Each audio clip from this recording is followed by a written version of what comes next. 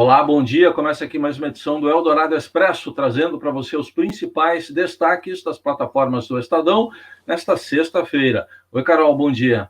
Oi, Heisen, bom dia a todos. A gente começa falando de CPI da Covid, uma semana que foi bem ruim para o governo e que já projeta o que pode acontecer daqui para frente. Por exemplo, o presidente da Pfizer na América Latina, Carlos Murilo, declarou na CPI da Covid ontem que o filho do presidente Bolsonaro, Carlos Bolsonaro, e o assessor da presidência da República para Assuntos Internacionais, Felipe Martins, chegaram a participar de uma reunião para negociação de vacinas.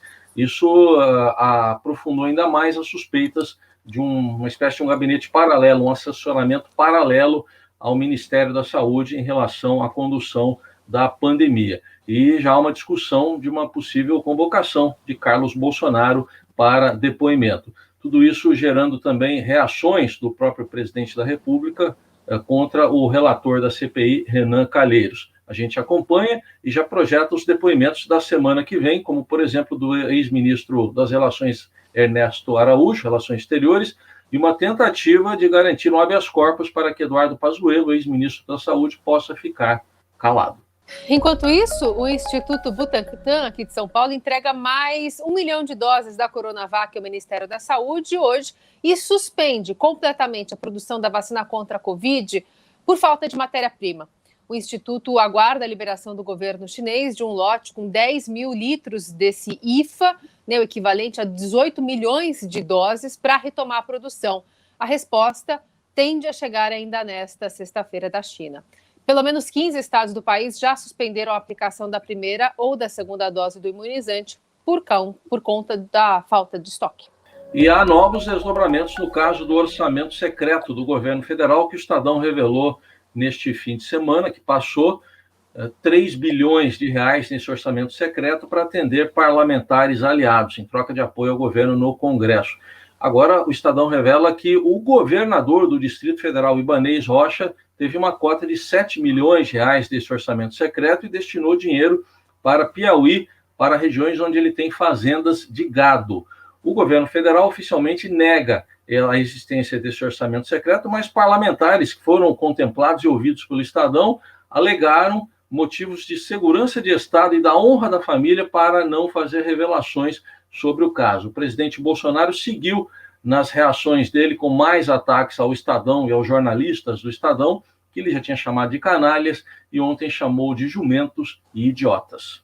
Comemorada pela bancada do agronegócio, a aprovação na Câmara dos Deputados do projeto da nova Lei Geral de Licenciamento Ambiental na madrugada de ontem deve agilizar a autorização de obras com possíveis impactos ao meio ambiente. Se tivesse em vigor, empreendimentos, por exemplo, como a barragem de Brumadinho, lá em Minas, poderiam obter o aval para operar, com uma autodeclaração de cumprimento de normas ambientais. É preciso dizer que esse texto ainda precisa passar pelo Senado antes de ser sancionado pelo presidente. No esporte, vários assuntos para você acompanhar nesta sexta. Logo mais tem convocação da seleção brasileira para a retomada das eliminatórias da Copa, jogos em junho contra o Equador e contra o Paraguai. Técnico Tite vai convocar a seleção e você acompanha em tempo real no portal do Estadão. Tem também a eliminação do Corinthians na Copa Sul-Americana, goleado por 4-0 pelo Peñarol lá no Uruguai. E a história de um jogo entre a América de Cali e o Atlético Mineiro classificado para a próxima fase da Libertadores, mas teve até gás lacrimogêneo por causa de protestos do lado de fora do estádio, situação política complicada na Colômbia. Você tem os detalhes desse jogo também no portal, além do acompanhamento dos jogos de hoje, das quartas de final do Paulistão. Tem Red Bull, Bragantino e Palmeiras, e São Paulo e Ferroviária. Encerramos este Eldorado Expresso essa semana falando de música. A comemoração dos 50 anos de carreira de Chitãozinho e Chororó, que estava marcada para acontecer no ano passado, com um álbum de apresentações especiais.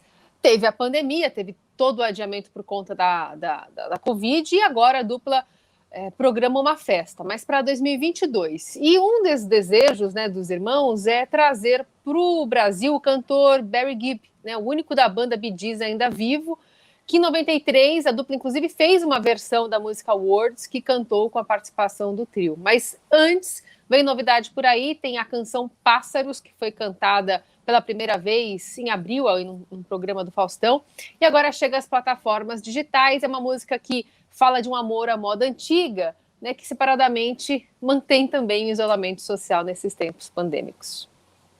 É legal, todas as evidências, né, Carol, de uma carreira de muito sucesso. Bom, essas e outras notícias você acompanha nas plataformas do Estadão. Bom fim de semana. Até segunda.